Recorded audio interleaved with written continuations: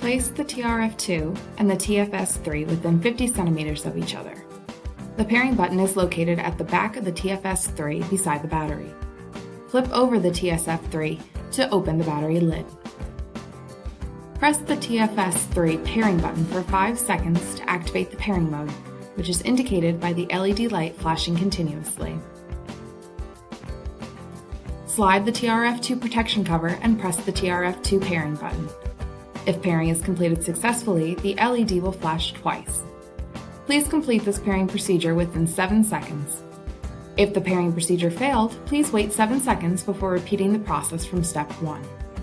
The TRF2 will continue to flash while the actuators are being controlled by the TSF3. Thank you for watching.